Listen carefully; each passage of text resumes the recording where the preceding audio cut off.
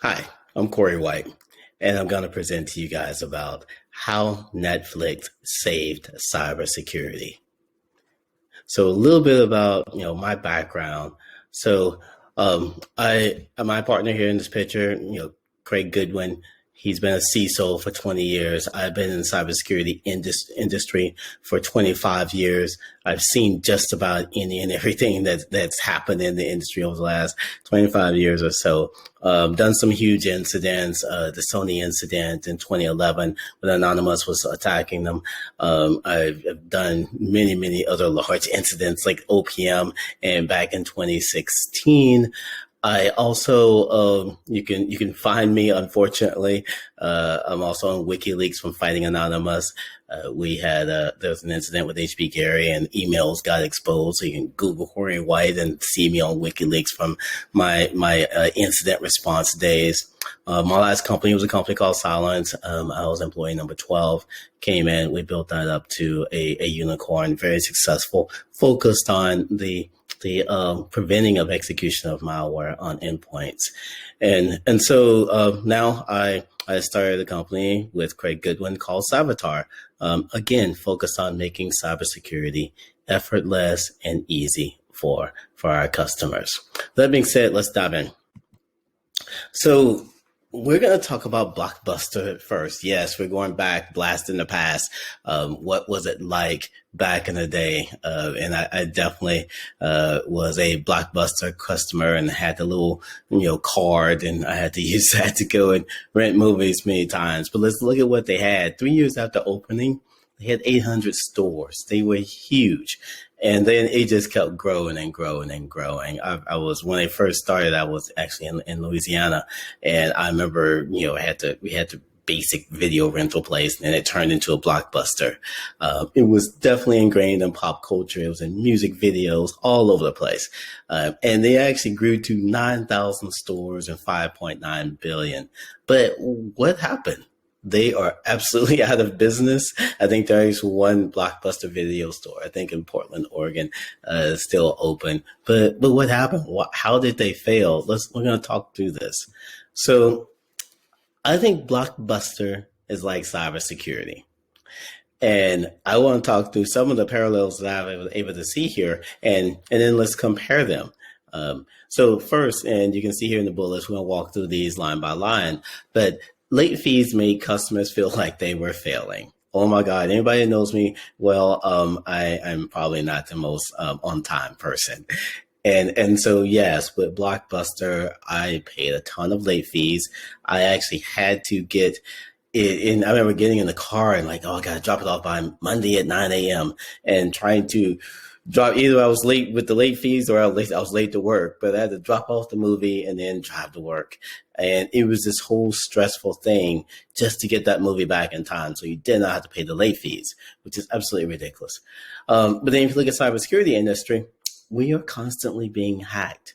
Security makes you feel like you're failing. Like you can't be successful in cybersecurity. I feel like you're always behind the eight ball. So similar type of feeling is invoked being in the cybersecurity industry. You're behind the eight ball and always, being that victim to the hacker looking over your shoulders. And again, nobody wants to feel like they're failing. But let's move on to the next point. So Blockbuster made a ton of money off the failures of customers like me that were late all the time.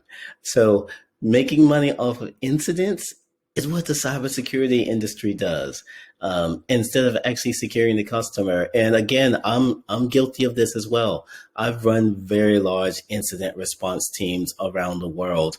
And again, the focus wasn't actually to help them get secure. It was to respond to the incident.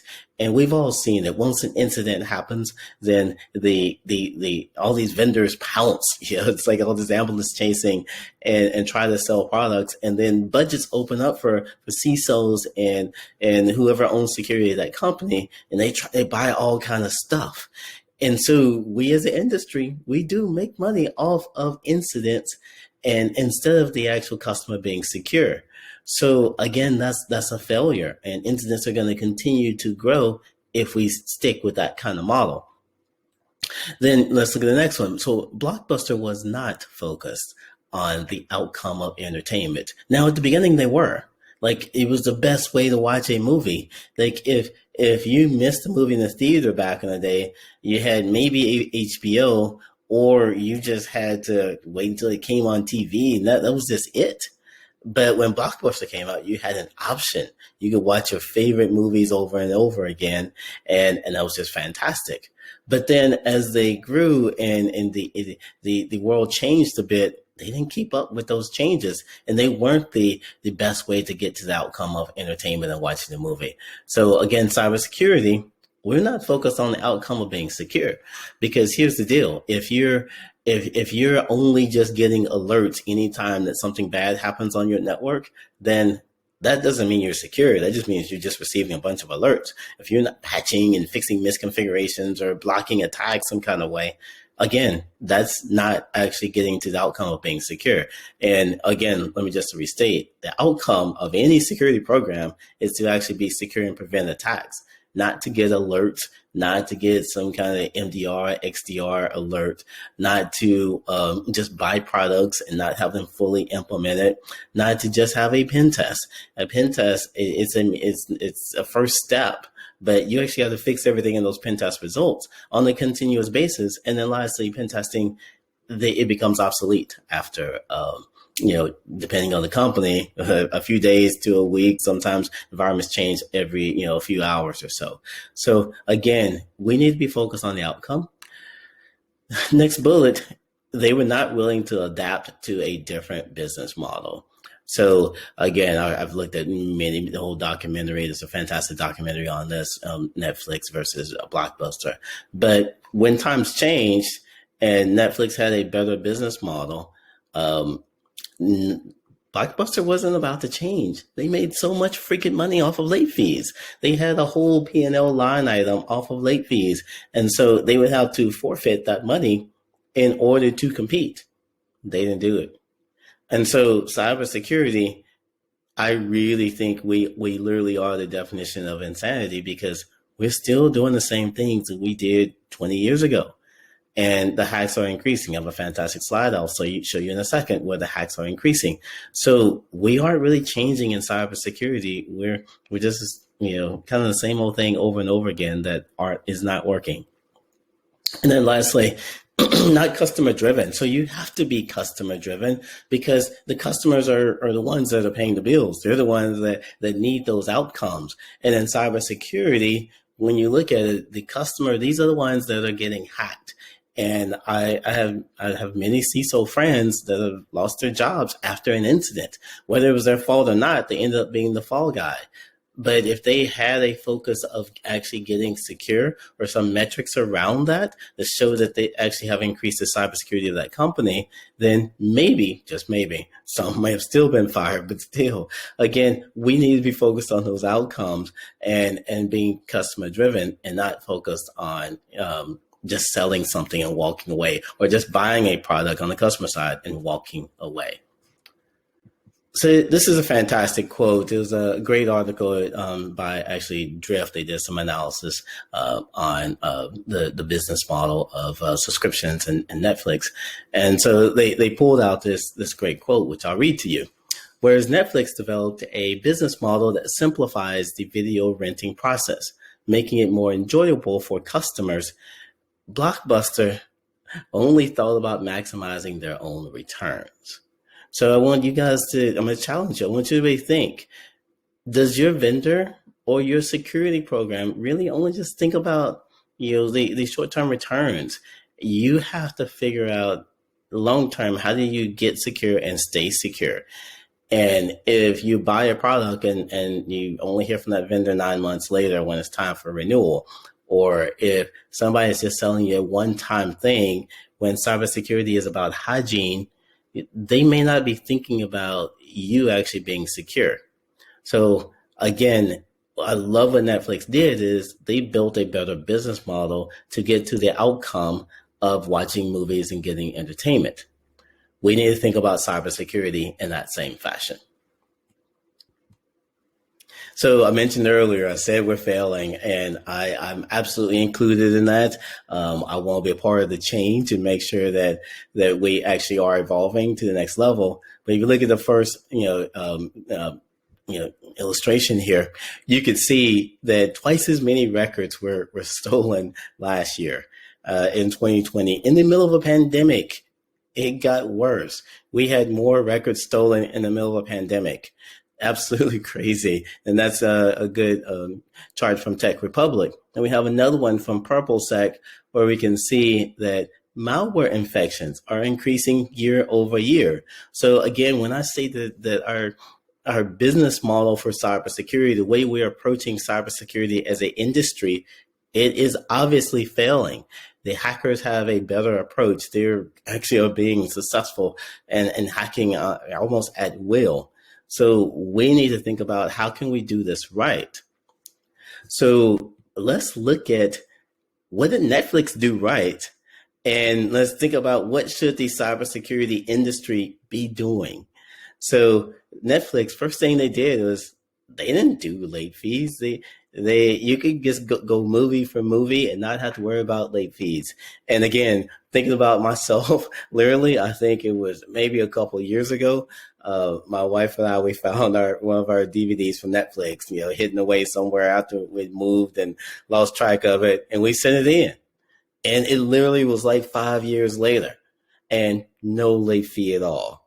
So again, it is a better business model for consuming entertainment. And then, but cybersecurity, what if we made our customers feel like they were succeeding at being secure? If they had good metrics and ROI around their cybersecurity program to show, yes, we are getting better. This is getting better. That's what we really need for cybersecurity. And we just don't have it today. Next, let's talk about focus on customer enjoyment for profit, right? And I love that Netflix had that. Like they have happy customers and they make money off of happy customers. Okay. In cybersecurity, again, I mentioned we talked earlier, we make money off of the incidents, the insecurity of security. And the minute a hack happens, then here we are, analysts chasing, trying to sell more stuff into that company just to help our own individual profits. What if in cybersecurity, we focus our profits on the success of our customers staying secure? Like that's the new pivot. That's what Netflix did. That's what really any of these other new business models do. They focus on their customer satisfaction over long term and make their money off of customer lifetime value as opposed to a one-time transaction. So that is, again, a very important pivot that we need to think about in cybersecurity and catch up with the rest of the other industries that are already doing this. Next, Netflix delivered the outcome of convenient entertainment. I love it. Like literally, I could pick up my phone right now, stream whatever I want on Netflix, and I don't have to worry about late fees or any of that. I don't have to worry about VCRs, DVD players, Blu-ray players, any of that. I have it right here. They made it convenient for me. We need to make cybersecurity convenient. It is actually really, really hard to be secure. Because if you think about it, there's so much money being made off of the insecurity of security. There are very few vendors focus on how can customers actually be secure and how can we monetize them staying secure. So it's a different paradigm, but it's a paradigm we should be doing because it's our own personal data, our PII, our PHI, our ransomware is like off the charts now. We need to evolve. Next, Netflix adapted an online platform to keep up with customers and maintain everything in one simple place. Whereas Blockbuster didn't have that. You couldn't go online. You could kind of at the end, but it was too little too late, and they decided not to even stick with that business model. So in cybersecurity, we need an OS for cybersecurity. One central platform online where we can see the status of a cybersecurity program and then maintain it on a continuous basis, as opposed to these kind of one-time hits and all these different dashboards that you end up having. So moving on, the last one here, driven by model that is based upon customer satisfaction. I love that. Like, what if we made money off of customer satisfaction and value that the customer got? And cybersecurity, again, we aren't currently doing this today, but we need to. We need to rely on the customer's lifetime satisfaction. And I mentioned earlier, it's called customer lifetime value, right? And that is a clear metric where you can make money over time with the customer instead of making money with that one-time transaction. So I really challenge you guys in the cybersecurity industry, whether it be vendors, whether you be, consumers of it. How over time will this vendor or this solution, how can I maintain a secure program? What does that look like? Netflix has done it, and there are many other business models out there very similar that have done this in other industries. We can do this in cybersecurity. Now let's look at how it financially grew them. So what is fantastic? All right. There's so many companies in cybersecurity. You'll see them peak, make a ton of money, get bought or whatever, and then they go away after they've been acquired, right? I kind of equate that to like a Blockbuster. They had a nice little peak. And now, actually, that was 2010. Before they went out of business, they were valued at just 24 million. But again, their peak was around, 8.4 billion. That was their peak. So Netflix is at 200 billion valuation. They built this better business model for movie industry. What if we did that for cybersecurity? Actually focus on customer lifetime value and gave customers something that they need in cybersecurity, like security. So in summary, let's look at how can we adapt to subscriptions within cybersecurity and recognize what the change should look like. So unfortunately, cybersecurity is stuck in the Blockbuster days.